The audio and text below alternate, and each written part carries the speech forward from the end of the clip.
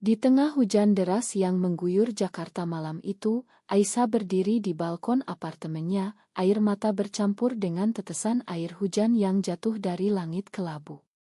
Tangan kanannya memegang erat telepon genggam, layar menyala dengan pesan dari Rina, "Aku tak bisa lagi menyembunyikan ini. Kita harus bicara." Hati Aisyah berdegup kencang, seperti drum perang yang siap meledak, karena dia tahu, satu langkah salah bisa menghancurkan segalanya, pernikahannya, keluarganya, dan identitasnya yang selama ini disembunyikan. Aisyah adalah seorang wanita berusia 28 tahun, bekerja sebagai editor di sebuah majalah mode ternama di ibu kota. Dia lahir dan besar di keluarga Muslim konservatif di Bandung, di mana nilai-nilai tradisional dipegang teguh seperti benteng yang tak tergoyahkan.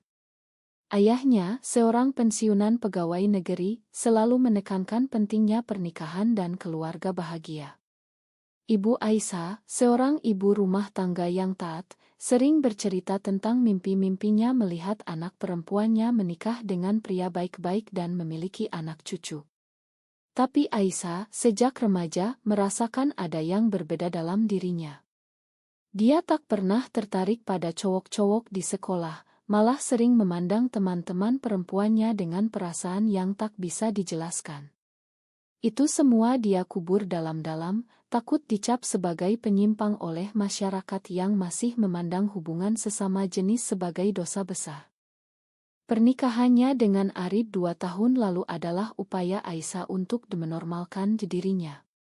Arid, seorang arsitek sukses berusia 32 tahun, adalah pilihan keluarga. Dia tampan, sopan, dan berasal dari latar belakang yang serupa. Pernikahan mereka dirayakan dengan pesta mewah di sebuah hotel di Jakarta, dihadiri ratusan tamu.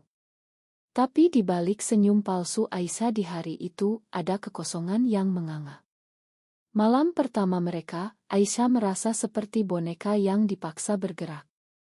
Arid mencintainya, tapi Aisyah hanya bisa berpura-pura.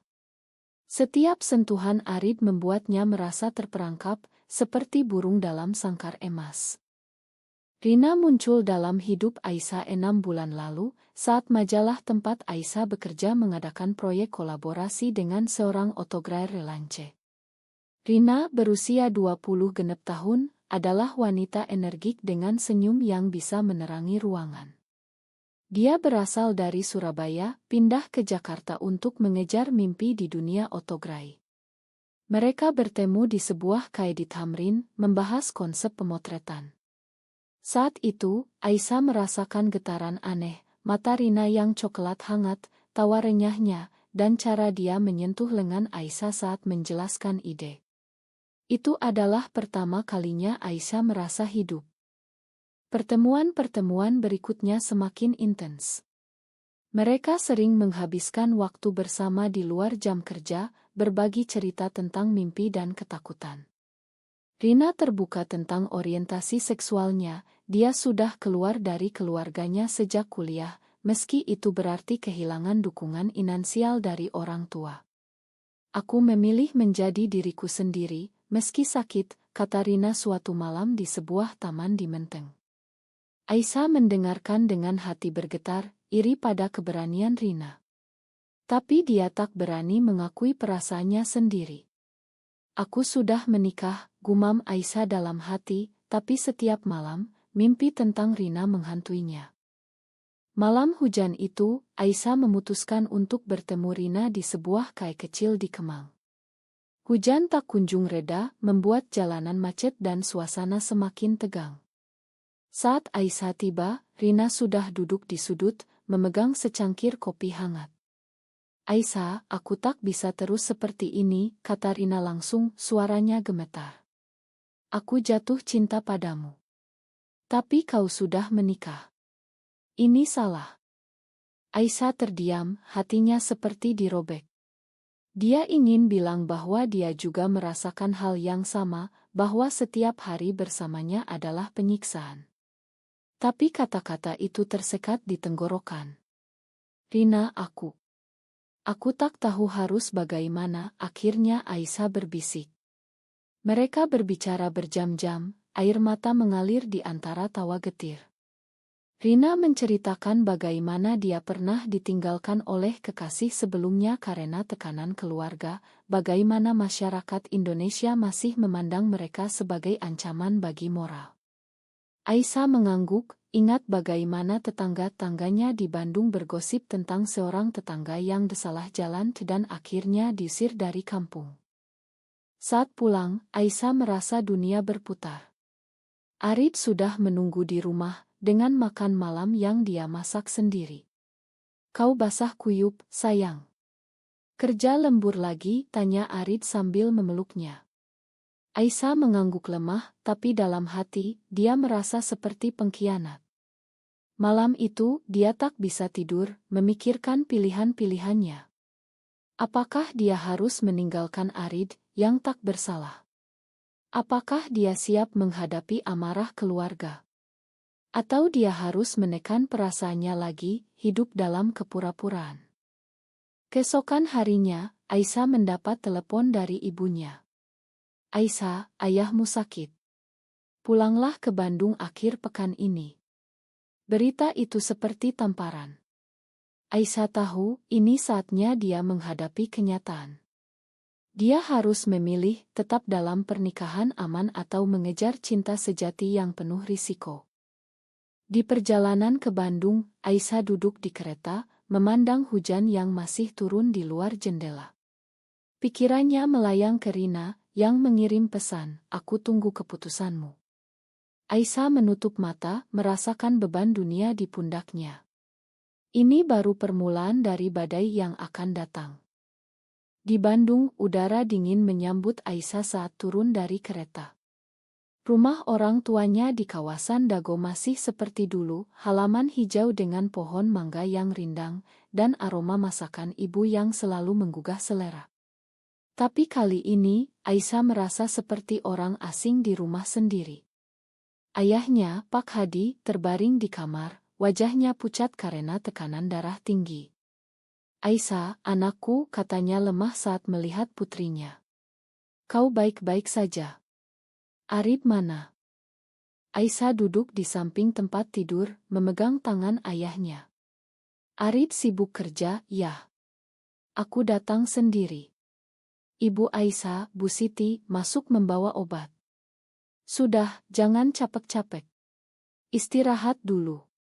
Tapi di balik senyum ibunya, Aisyah melihat kekhawatiran.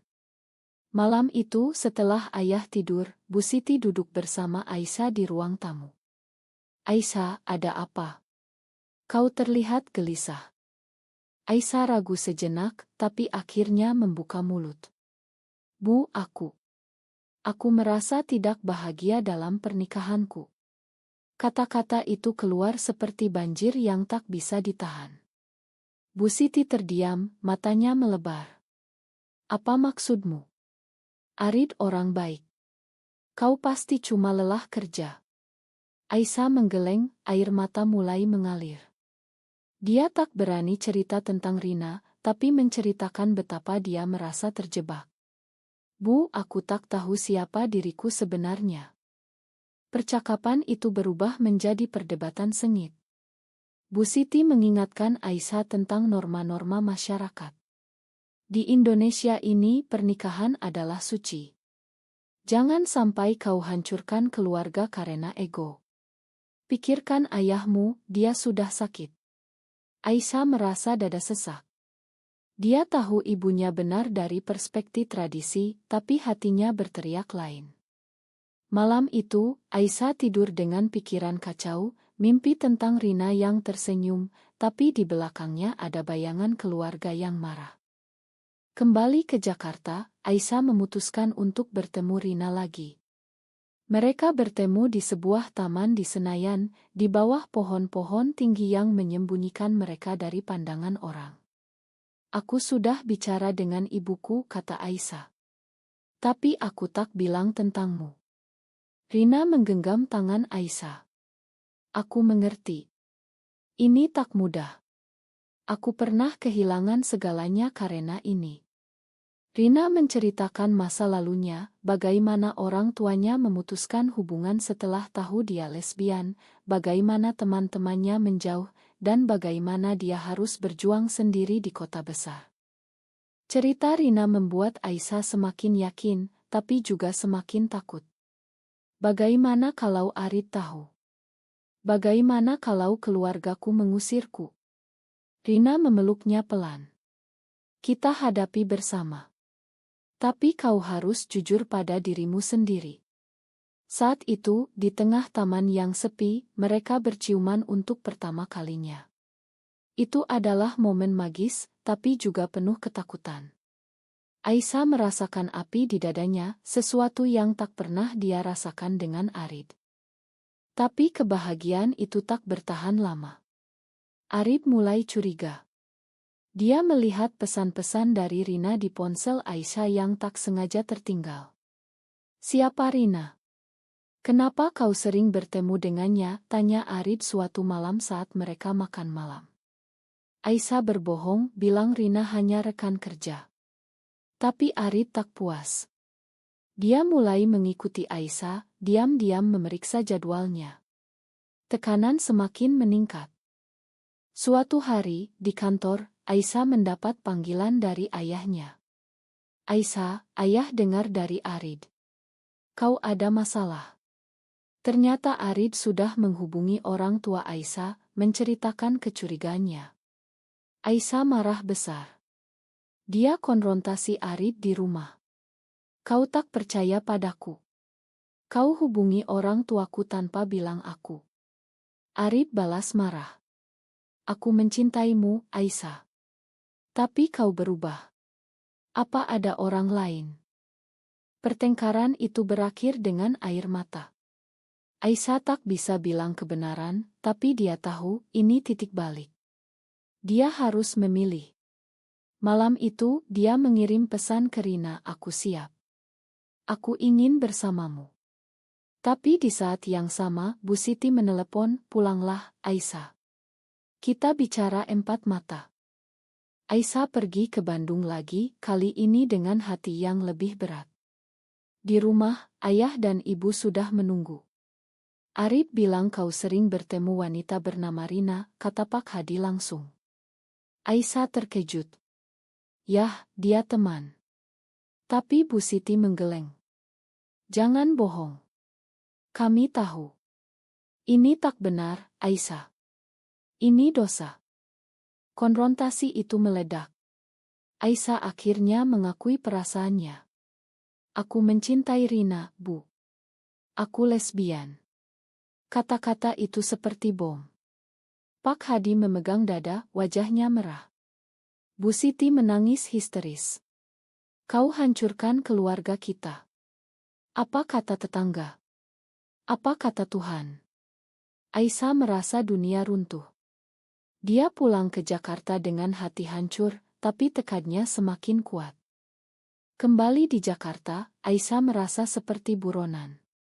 Arid sudah tahu segalanya dari orang tua Aisyah yang menghubunginya. Aku tak percaya, kata Arid saat Aisyah tiba di rumah. Matanya merah karena menangis. Kau bohongi aku selama ini. Aisyah duduk, menjelaskan semuanya, bagaimana dia mencoba menyangkal diri sendiri, bagaimana pernikahan ini adalah kesalahan. Aku tak ingin menyakitimu, Arid. Tapi aku tak bisa terus berpura-pura. Arid marah besar. Dia melempar barang-barang, berteriak tentang pengkhianatan. Kau pilih wanita itu daripada aku. Daripada keluarga. Aisyah menangis, tapi tak mundur. Ini bukan pilihan. Ini siapa aku.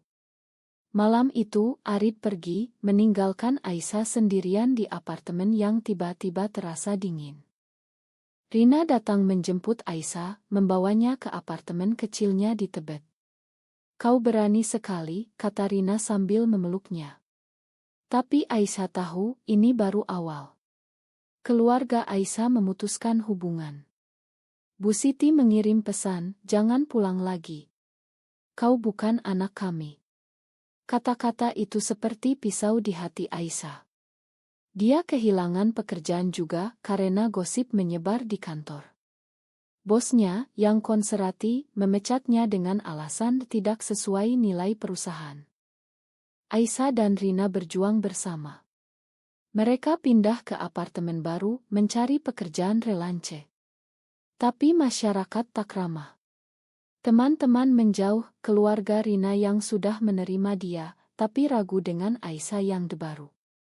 Suatu hari, mereka dihadang oleh sekelompok orang di jalan yang meneriakkan kata-kata kasar. Lesbi. Penyimpang. Aisyah gemetar, tapi Rina menariknya pergi. Jangan dengar mereka. Kita kuat. Tapi konflik internal semakin dalam. Aisyah sering bermimpi tentang ayahnya yang sakit, merasa bersalah. Apa aku salah, Rina? Apa aku hancurkan semua karena ego? Rina meyakinkannya, tapi Aisyah mulai ragu.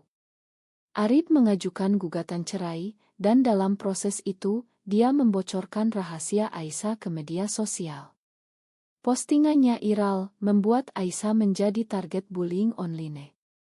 Wanita seperti dia harus diusir dari Indonesia, komentar netizen. Rina juga menderita. Pekerjaannya sebagai autografer terganggu, klien membatalkan kontrak. Ini harga yang harus kita bayar, kata Rina, tapi matanya menunjukkan kelelahan. Mereka bertengkar pertama kali saat Aisyah bilang ingin mundur. Mungkin aku harus kembali ke Arid demi keluarga. Rina marah. Kau mau hidup bohong lagi? Kau mau sakiti aku? Pertengkaran itu membuat mereka berpisah sementara. Aisyah tinggal di hotel murah, merenung. Dia menelepon Arid, minta maaf. Aku tak bisa kembali, kata Aisyah akhirnya. Arid menghela napas. Aku juga tak bisa memakanmu sekarang. Tapi percakapan itu membuat Aisyah sadar, dia tak bisa mundur. Dia kembali ke Rina, meminta maaf. Mereka berdamai, tapi tekanan terus datang. Ayah Aisyah masuk rumah sakit lagi, dan Bu Siti menyalahkan Aisyah. Karena kau, ayah sakit parah. Aisyah pergi ke Bandung diam-diam, berdiri di luar rumah sakit, tak berani masuk. Dia melihat ibunya menangis di lorong, hati Aisyah hancur. Kembali ke Jakarta, Aisyah dan Rina memutuskan untuk berjuang.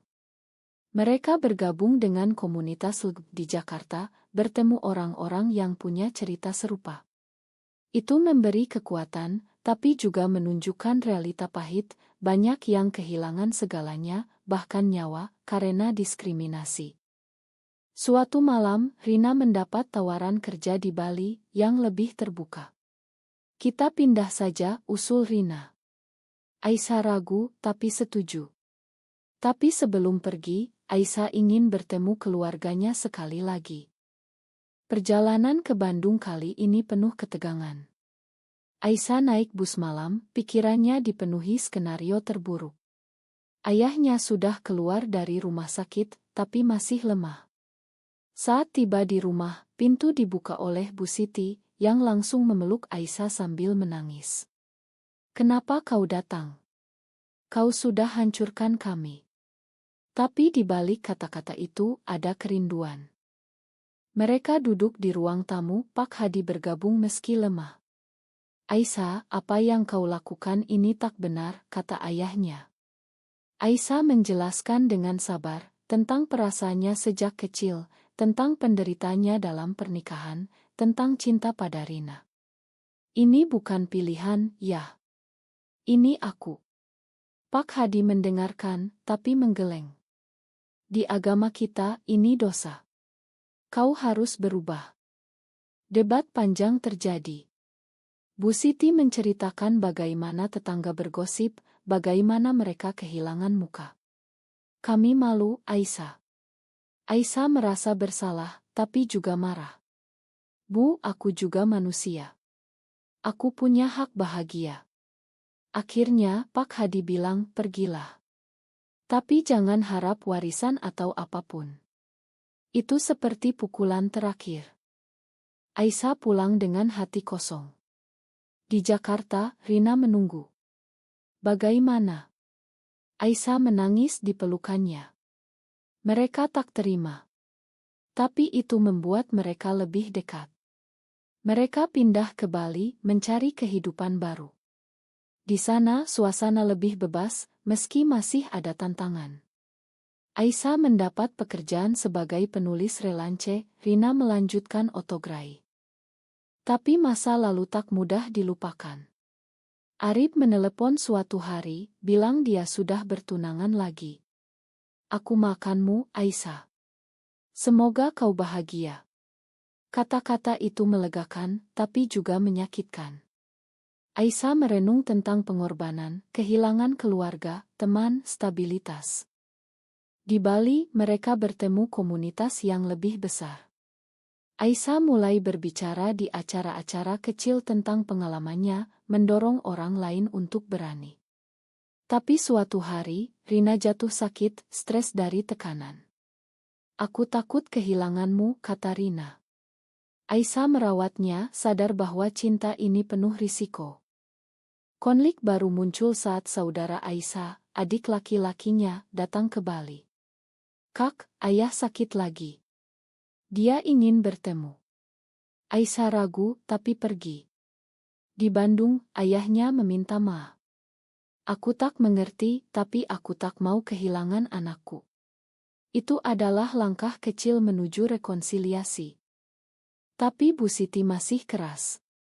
Bawa Rina ke sini, biar kami lihat. Aisyah terkejut. Ini ujian. Dia bawa Rina ke Bandung. Pertemuan itu tegang. Bu Siti menatap Rina dengan curiga, tapi Rina bicara dengan hormat. Saya mencintai Aisyah, Bu. Saya tak ingin pisahkan dia dari keluarga. Debat kembali terjadi, tapi kali ini ada harapan. Pak Hadi bilang, berikan waktu. Aisyah dan Rina pulang dengan campur aduk. Di Bali, kehidupan mereka mulai stabil. Aisyah menulis buku tentang pengalamannya, yang mendapat respons positif dari komunitas LGBT. Rina memotret cerita-cerita orang seperti mereka.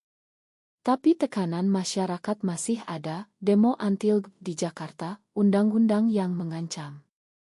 Suatu hari, Aisyah mendapat berita, ayahnya meninggal. Dia buru-buru ke Bandung. Di pemakaman, Bu Siti memeluknya. Ayah bilang dia bangga padamu, meski tak sempurna. Kata-kata itu membuat Aisyah menangis.